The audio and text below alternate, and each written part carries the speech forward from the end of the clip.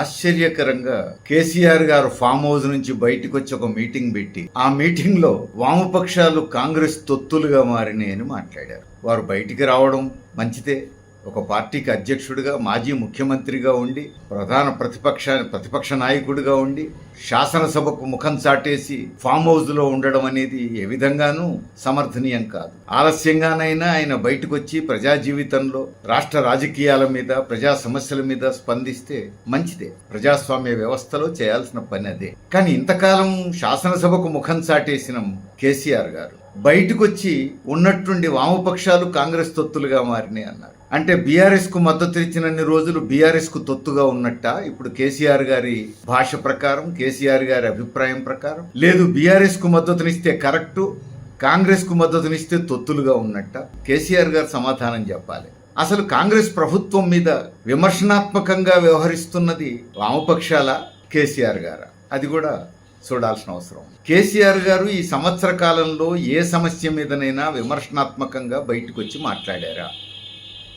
లగచర్ల ఘటన ఉంది. అంతా గిరిజనులు, మైదాన ప్రాంత గిరిజనుల రైతుల భూములను గుంజుకునే ప్రయత్నం చేసింది రేవంత్ రెడ్డి ప్రభుత్వం. మరి దానికి వ్యతిరేకంగా మొత్తం వామపక్షాలు, ఎర్రజెండా పార్టీలన్నీ కట్టగట్టుకొని వెళ్లి పోలీసులు అరెస్ట్ చేస్తామంటే కూడా ఖాతరు చేయకుండా లోపలికి వెళ్ళిపోయి ఆ రైతులకు అండగా నిలబడ్డారు. వామపక్షాల అగ్రనాయకులే ప్రత్యక్షంగా రంగంలోకి దిగారు. మరి కేసీఆర్ గారు ఎక్కడ కూర్చున్నారు? కేసీఆర్ గారు అసలు లగచర్ల విషయంలో నోరిప్పలేదే. అయితే కేటీఆర్ గారిని మాట్లాడమంటారు, లేకపోతే హరీష్ రావు గారిని మాట్లాడమంటారు.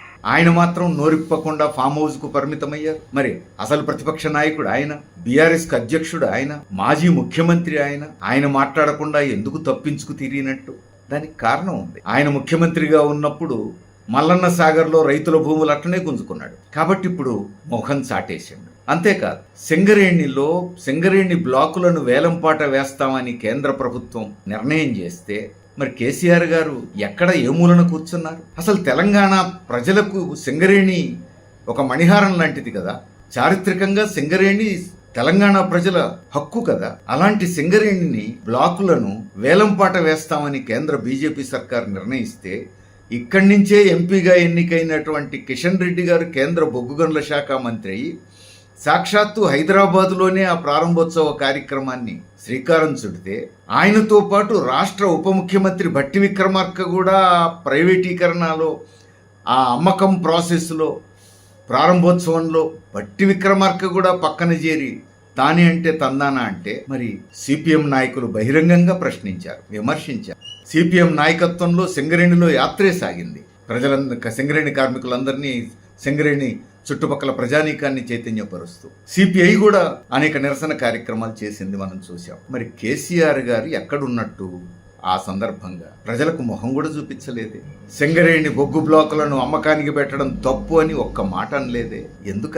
ఎందుకనలేదంటే ఆయన ముఖ్యమంత్రిగా ఉన్నప్పుడు 2 బొగ్గు బ్లాకులు అమ్మకానికి పెడుతుంటే ఆయన అడ్డుకోలేదు. ఇంకా ఆరోపణలు ఉన్నాయా? ఆయన అనుంగు మిత్రులకే ఇప్పించుకున్నారు అని. కాబట్టి ఇప్పుడు సింగరేణి బొగ్గు బ్లాకుల ప్రైవేటీకరణకు కేంద్ర ప్రభుత్వం పూనుకుంటే దానికి రాష్ట్రంలో కాంగ్రెస్ ప్రభుత్వం కూడా మద్దతునిస్తే ఇది తప్పు అనేందుకు కనీసం నోరు రాలేదు కేసీఆర్ గారికి. అంటే అటు బీజేపీని ప్రశ్నించలేదు, ఇటు కాంగ్రెస్ను ప్రశ్నించలేదు. ఫామ్ హౌస్ నుంచి నోరు మెదపకుండా ఉన్నా. అంతేకాదు, అసలు కాంగ్రెస్ అధికారంలోకి రాగానే బీఆర్ఎస్ ఎమ్మెల్యేలను కొనుగోలు చేస్తూ ఉంటే, కాంగ్రెస్ వైపు తిప్పుకుంటా ఉంటే కేసీఆర్ గారు నోరిప్పారు. మళ్ళా కేటీఆర్ గారో హరీష్ రావు గారో మాట్లాడాలి తప్ప కేసీఆర్ మాట్లాడలేదు. అది అంత చిన్న విషయమా? అంత లెక్కలోకి రాని విషయమా? అది ఎన్నికైన ప్రజాప్రతినిధులను చట్టవిరుద్ధంగా మరో పార్టీలోకి ఆకర్షిస్తూ ఉంటే, ఆహ్వానిస్తూ ఉంటే, కొనుగోలు చేస్తూ ఉంటే ప్రశ్నించాల్సిన బాధ్యత ప్రధాన ప్రతిపక్ష నాయకుడికి లేదా? పైగా తన పార్టీ ఎమ్మెల్యేలనే కొనుగోలు చేస్తూ ఉంటే, తమ పార్టీ నాయకులనే కొనుగోలు చేస్తూ ఉంటే కూడా ప్రశ్నించాలనే సోయి లేకుండా ఫామ్ హౌస్లో పడుకున్నారు కదా. కారణం ఏంటి? ఎందుకు ప్రశ్నించలేకపోయారు? ఎందుకంటే తాను ముఖ్యమంత్రిగా ఉండగా కాంగ్రెస్ నాయకులందరినీ కొనుగోలు చేశారు ఆయన, టీడీపీ నాయకులందరినీ కొనుగోలు చేశారు ఆయన. తాను చేసిన పనే ఇప్పుడు కాంగ్రెస్ నాయకత్వం కూడా చేసింది. కాబట్టి నోరిప్పడానికి ముఖం చెల్లలేదు. అందుకు ఫామ్ హౌస్ నుంచి బయటికి రాలేదు. ఇది ఎవరికి తెలియని విషయం.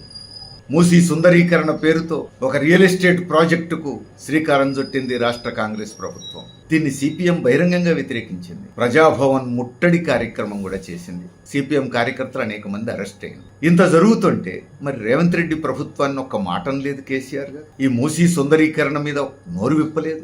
ఇప్పుడు రాష్ట్ర ప్రభుత్వం చెప్తున్న దాని ప్రకారం ఈ ప్రాజెక్ట్ అంతా కేసీఆర్ గారు ముఖ్యమంత్రిగా ఉన్నప్పుడే డిజైన్ అయింది అని.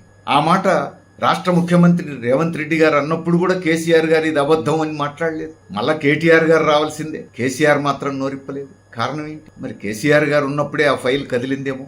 లేకపోతే కేసీఆర్ గారు నోరిప్పకుండా ఉండేంత అమాయకుడేం కాదు కదా. అంతేకాదు, హైదరాబాద్ నడిబొడ్డున ఆంక్షలు పెట్టింది పోలీస్ డిపార్ట్మెంట్. ధర్నాలు, ప్రదర్శనలు, ఆఖరికి ప్లే కార్డులు కూడా ప్రదర్శించొద్దు, ప్రభుత్వాన్ని విమర్శించొద్దు, ఇలాంటి ఆంక్షలు, ఇలాంటి నిరంకుశమైనటువంటి ఆంక్షలు పెడితే కూడా కేసీఆర్ నోరిప్పలేదు. మరి అదే మళ్ళా సిపిఎం నాయకులు బహిరంగంగానే వ్యతిరేకించారు. ఎర్రజెండానే వ్యతిరేకించింది. అక్కడ కాంగ్రెస్ నాయకత్వం ఉందా, బీఆర్ఎస్ నాయకత్వం ఉందా, బీజేపీ నాయకత్వం ఉందా చూడలేదు. ఎవరైతేనేం ప్రజాస్వామ్యాన్ని కూని చేస్తే అంగీకరించేది లేదని ఎర్రజెండా పార్టీలే ప్రశ్నించింది. మరి కేసీఆర్ గారు ఎందుకు నోరిప్పలేదు?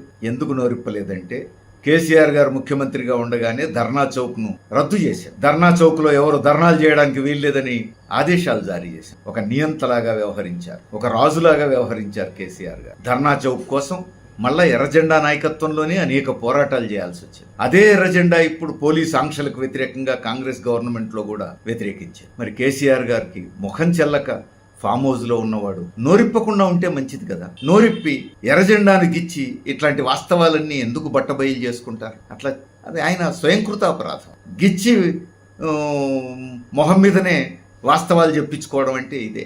అసలు రేవంత్ రెడ్డి ముఖ్యమంత్రి అయిన 10 రోజుల్లోనే మహబూబాబాద్లో గుడిసెలను ధ్వంసం చేస్తే, ఆ తర్వాత హనుమకొండలో గుడిసెలను ధ్వంసం చేస్తే, ఆ తర్వాత జగిత్యాలలో కోరుట్లలో ధ్వంసం చేస్తే, 30 మందిని 4 రోజుల పాటు జైల్లో బంధిస్తే, మరి మళ్ళా ఈ సిపిఎంఏ కదా వేల మందిని సమీకరించి ఉద్యమం చేసింది.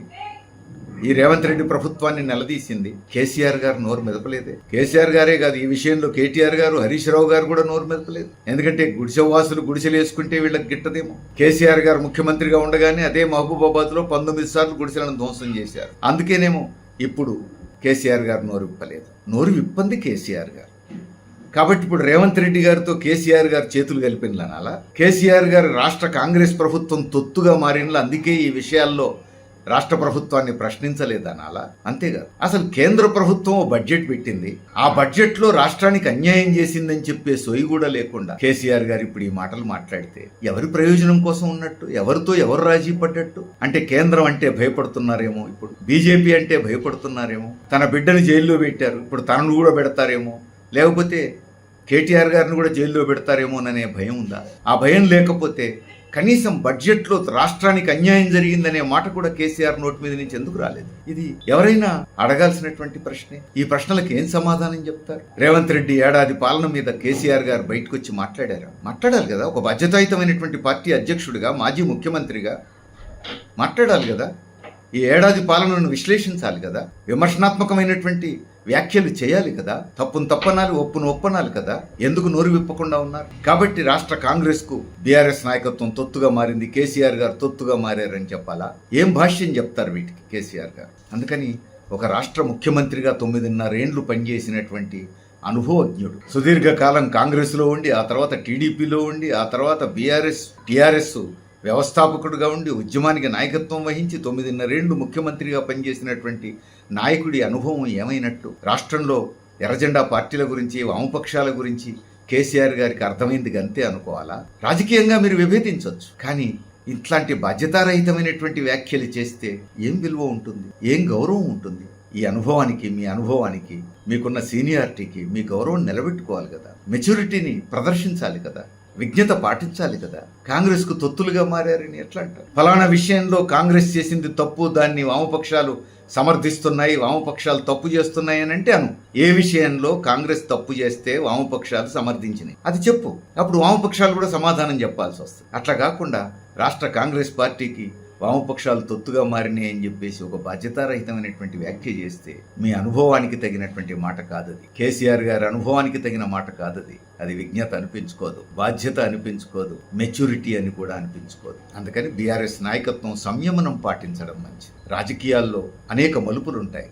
ఆ మలుపుల్లో ఎప్పుడు ఏ మలుపులో ఎలాంటి వైఖరి తీసుకోవాలి అనేది సంయమనం పాటించడం ద్వారా, జాగ్రత్తగా బ్యాలెన్స్డ్గా మాట్లాడడం ద్వారా, ఆచితూచి అడుగులు వేయడం ద్వారా మాత్రమే ఒక పార్టీ నాయకత్వం తన మెచ్యూరిటీని ప్రదర్శించగలుగుతుంది. ఇప్పుడు కేసీఆర్ గారు అక్కడ తప్పటడుగులు వేస్తున్నారు, తప్పులు మాట్లాడుతున్నారు. అది అర్థం చేసుకుంటే మంచిది.